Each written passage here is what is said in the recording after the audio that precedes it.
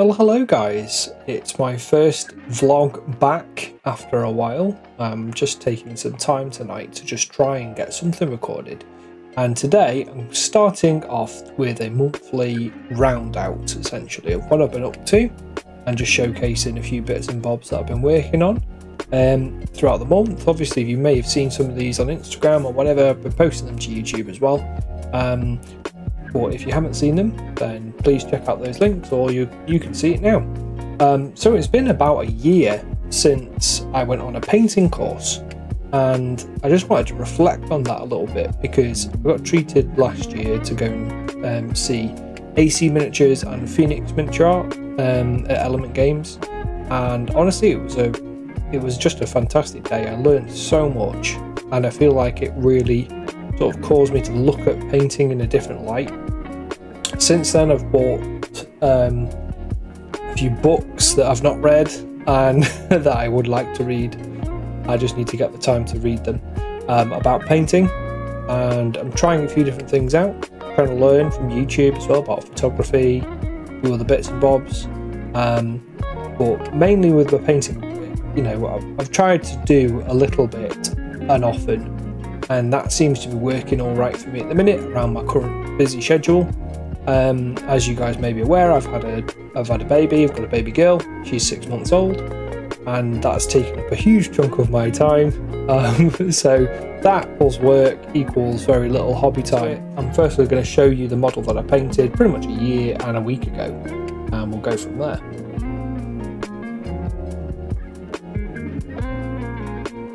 So here he is. This is the Ogroid, or ogre, I guess. It's like a sci-fi ogre.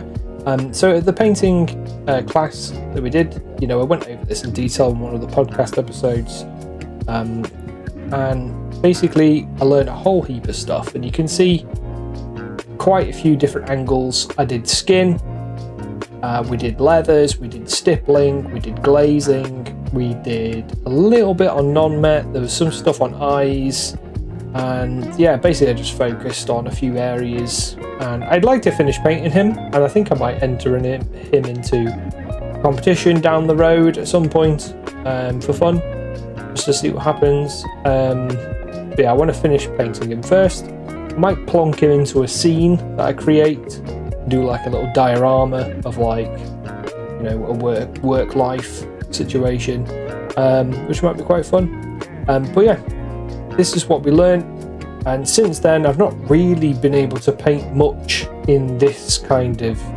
style and level. This is like a display painting sort of level where you put hours and hours and hours into small pieces by doing like lots of thinned glazes and things like this. So it's a labour of love. There's certain techniques like stippling and a few things that I got taught by particularly Phoenix Miniatures Art. You know, he has taught a few things to make my painting faster, while AC taught me a few things to refine it, which is pretty cool. So that's what I got up to pretty much a year and a week ago to this date. But this year, you know, I've done a whole heap of different commissions, including Blood Angels, Eldar stuff. I've got a few random odds and sods like monsters and things like this you'll have seen pictures of. But here's some of the Eldar, because I've still got this stuff at the minute because I'm still working my way through quite a large collection. So here's the two on-foot warlocks that we were working on. You know, I'm doing a bit of freehand. I'm trying not to go too mad with some of the blends and stuff like this, and just kind of having some fun with it, but also trying to make it look sweet. This guy, really happy with how all of the little lenses came out, all the little gems, like spirit gems I think they are. Kind of prefer the sword on the second warlock, and the freehand stuff I went a bit thinner on the freehand on the left guy, and on the right chap I went for a more of a thicker freehand, but I think that's because I just seem to fit that space nicely, you know, it just seemed to work out for me. I feel like the helmet on the older model, they're both really old models, sorry, the helmet on the left side model kind of looks a bit better, but from the front the chap on the right looks a opener, so it's a difficult one. I also painted this here autark for the same Bioltan army, and I was asked to go for like more of a blue with that sort of beige effect on the blades, which we quite liked. Basically the green was airbrushed and went for like a darker green into a so lighter green, following some steps, which I'm thinking about doing a tutorial for. It's just finding the time to do them. And then the whites was probably the most difficult thing on all of these Bioltan. White can be quite difficult to work with. I couldn't airbrush this white due to the way that I'd already done the greens and already built the models, so I had to do a series of glazing and blending in places, and then trying to get like a crisp white highlight in a few areas. So I'm quite happy with it. It does look a little bit choppy in a few places, but that's just me being a perfectionist. Quite happy with the cloak as well. Went for more like a bone colour for the cloak, and simple black with a couple of little grey highlights and stuff like that. All of the golds is my standard sort of recipe. I have a recipe for metals a lot of the time, and the gems were all done in exactly the same way, just to keep everything concrete. But the purple in the lenses, I think, ties everything in as well quite nicely. So very happy with how he came out.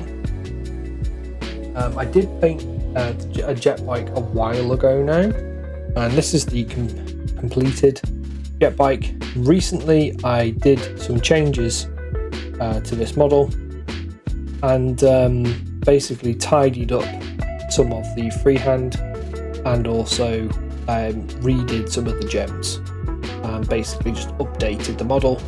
I did also do a little bit more work on the helmet, and the sword kept with the same sort of phased look, like a Vorpal effect is what we were going for. So yeah, very pleased with how he came out. This is freehand as well on the skirts. This is a Warlock jet bike, and I've been working on two more.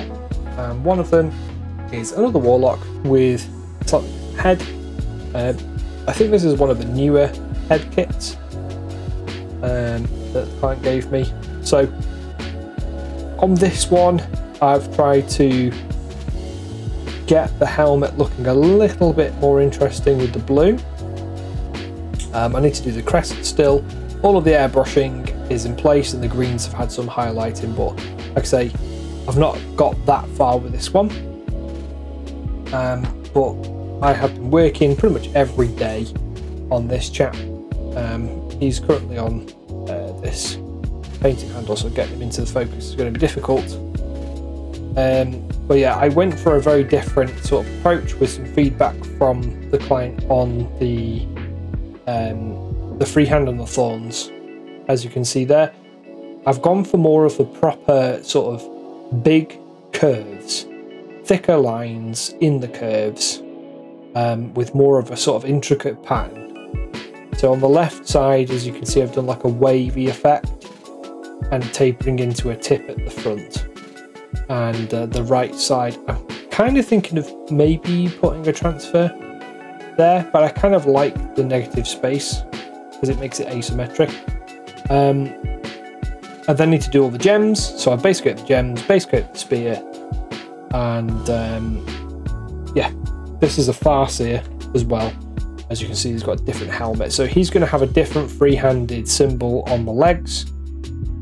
And I'm trying to get the white to get picked up there. So with the white, it's a tricky business. We've gone for like this blue-grey into pure white, and the camera really hates it. Like, I've really struggled to take pictures of this colour. It's been a rascal. But for this, I've been trying to use a couple of new paints. So I picked up some Pro Acryl paints recently. So it's predominantly Pro Acryl white blue, and then I've also used dark sea blue from Vallejo. So to make the dark blue sort of tone, I've mixed these two. You know, I did go darker first, but then it looked more blue than white. and then it's worked into a pure white on those edges and on those top sections. Getting the transition smooth has been really difficult. Like, there's still a few bits like there, for example, on the helmet. You can see that little white bit there. I'm being very critical here. That needs a little bit more work. But generally speaking, I'm quite happy with him. I've not done half as much detail or anything on the underside. I've just kind of like tried going in with a darker blue, adding in the lighter white there from the Vallejo colour, and then going in with a bright white. Yeah, this guy's nearly done. Just need to do the spear and the gems, and then a couple of little finishing touches like the eyes and stuff like that. And then he is done. So that's the Eldar stuff I've been working on. So yeah, I've got one more jet bike to do and that guy. And then to finish off the Eldar project, I've got this really exciting project. So this is a 3D printed cross with I'm not sure if it was a Forge World original or something like that, but this is Matcha from Dawn of War, for those Dawn of War enthusiasts out there. We're going to have, I think we're going to be using the base from the Death Jester, and I may look at a few 3D printed ones as well, but basically he wants to look like he's sort of kind of elevated / using his powers to semi-hover. All I've done so far on Matcha is airbrush. As you can see, it's all green, and there's little bits of slightly brighter green. There's a little bit of chip in there that I've just spotted. That's going to be a bugger to fix, but I can get around to that. It's not a problem. Vorpa weapon again. She's going to look really cool. I think I'm going to spend more time on her than I have done on any of the other characters, just because this is like a centerpiece. Even though she's quite a small character, you know, if you think of like the Autarch next to her, I want her to pop even more and to really stand out. So yeah, that's where we're going to go with the Eldar. On to some more personal projects, because once that Eldar's done, I've only got like a Blood Angels commission, and that's it for the time being. So I did get to work on my Tomb Kings. So I worked on this, I think it was in August. This is my Tomb Prince on Chariot, or Tomb King. You know, most of the time you'll be running a king on a dragon, sorry. But yeah, I love this model. I love the Tomb Kings. I love the style that I went for with it. I've gone for like more of a realistic, mummified approach, which means I'm going to have to paint some official Games Workshop models, because this is one-page rules. I've got all sorts of 3D printed bits of my Tomb Kings army, but I do have the official Bone Dragon, which I will be painting up in this style, and I will be painting the Tomb King up for that as well. And you know, if I really take some time over it, I may do that as a Golden Doom piece for next year. It's not going to be this year, obviously. Golden Doom is literally around the corner. But I've never entered Golden Doom before, and I'd like to give it a go at some point for fun. But yeah, so gone for like a glowy effect, as if, you know, the magic is resurrecting everything and controlling stuff. I only kept like the glowy green effect in the head. I kind of like the idea of like the head being animated and controlling the body. So I'm going to do that throughout all of the army. So there's going to be like a nice little subtle green glow that's kind of quite vibrant when you look into the pits of it. That's kind of what I want to do. Like weapons like this are going to have like very bright glow effects. And this gold here, I tried something different. This is actually from a Sergio Calvo recipe from Instagram. It was using Vallejo old gold and silvers, and then using like a matte wash, and it makes it look a lot more like non-metallic metal, which allowed the object source lighting effect to look a little bit better. And then the rest of it, I wanted it to stand out, you know, a little bit more from this burnished gold that I did here. So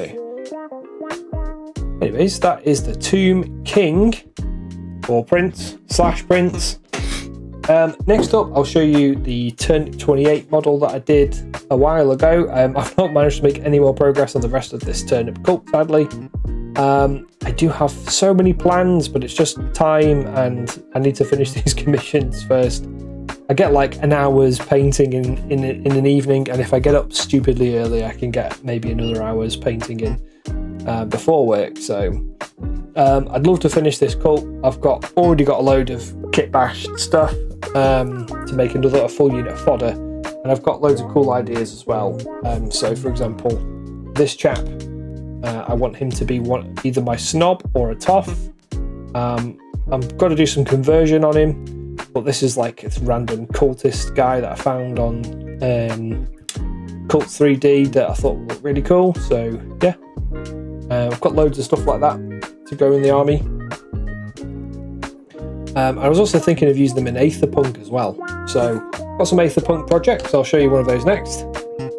So these are the trench goblins. So I'm going to do a little tutorial / fun little chilled out painting video on these, probably on this chap, and just go to town on him really. Just have fun. I'm going to allocate myself with like maybe 3 hours to paint him. So I'm going to be involved in some speed painting, airbrushing, weathering, all this sort of stuff, and then I'm going to try and condense it into a 30-minute video for the channel. It's a small little force, but it's going to be headed up by this massive, I'm going to use as an arcane engine. Random hair on it, there you go. Get off, zoom out a little bit, there we go. So I'll be bringing this bad boy, I'm going to use him as an arcane engine. It may be a bit too big. I probably should have scaled it down, but I kind of love it. I'm not going to lie, I think it's ace. It's such a cool little tank. Well, big tank for goblins, right? It's still not anywhere near as like big as like a Lehman Russ or like a Games Workshop-y tank thing, but Aetherpunk being a 28mm skirmish game, it's pretty chunky. You know, it's pretty out there. There's a couple of bits I need to do some more prints for. I need to do a load of gap fill. So I've got some green stuff work to do. I also want to batter it up a little bit more, make it look really weathered. That's going to be really fun. We won't show you all of the goblins they've got planned, but yeah, stay tuned for that video, which will be in October. That's my plan, is to get that done in October. And also, while I was having a little bit of inspiration, I decided to get some of my Demons of Khorne out, and I'm going to do a very fast airbrush, weather, dry brush sort of like speed paint for me. Like, I don't really do speed painting, so this is kind of like a bit of a push for me to do this, so I'm quite keen to give it a go. I've done loads of stuff with the airbrush so far. I say loads of stuff. I've done this like flame effect, white inks, yellows, oranges, simple. All these models have been sat here for so long just with this red sort of shade over the top. I think it's corn red through the airbrush.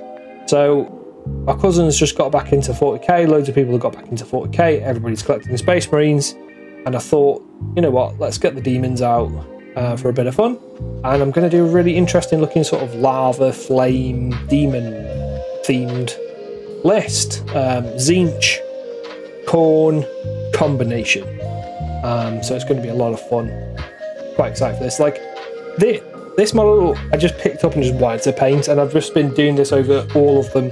So I don't have that many, but I just bashed this airbrush effect out on loads and loads of models in one sitting. There's Karanak. There's going for like different glows in different areas. I really want the scheme to like really pop on the table, so I'm going to go like dark, very dark basing, maybe like a nighttime scene, and then very bright for this sort of like glow effect. So yeah, I've also got a load of other stuff that I was going to do for this Demon's Force, like proxies, for example. Something I painted probably 6 years ago. Started painting this guy, never finished him, but I was going to run him because this was going to be my Demons of the Ruinstorm army. So these were going to be like greater beasts, I think, on this base size. And with that, you do what you want, really. But I've kind of proxied these as Bloodthirsters in the past. I've got a couple of other ones. One's like a proper magma elemental, ones are like fire elemental. So those guys maybe can play as my Bloodthirsters or whatever. I'll figure something out. Maybe use it as a soul grinder, you know. So yeah, that's pretty much what I've been up to over the last month. Like, I've got a big box of stuff, and I've not managed to get any further with some of my display painting projects, but they're all on the back burner for the time being, and I'm just kind of trying to stick to my hobby streak. So I started the hobby streak inspired by my friend Jack, and basically it's just to get at least half an hour of painting done every single day. So painting, it could be kit bashing, it could be gaming. Just get something done every day. So today I've done some painting in the morning on the Eldar chap, and I'm going to do a little bit more painting now before bed, and obviously I've recorded this video. So if you like this video and would like to see another one of these, like the video, that'd be fantastic. That'd be ace. Subscribe to the channel. I'm going to be trying to push out more content. I've sent a professional editor a video that I'd been sat on for ages, because it's a long video with lots of hours of footage that I want him to condense into like a 30-40 minute tutorial sort of painting thing. It'll be a big one for him. It'll be quite the challenge, and I'm going to pay him. So if that goes well, I may try to do a paid video through your support on YouTube and Patreon and all these different things where I've had support in the past. But I'm going to be trying to push that myself, because I haven't got enough time to edit. I've got a 6-month-old baby, like, I run a 3D printing business. I've run a painting studio where I try to paint commissions for people. I can't do everything.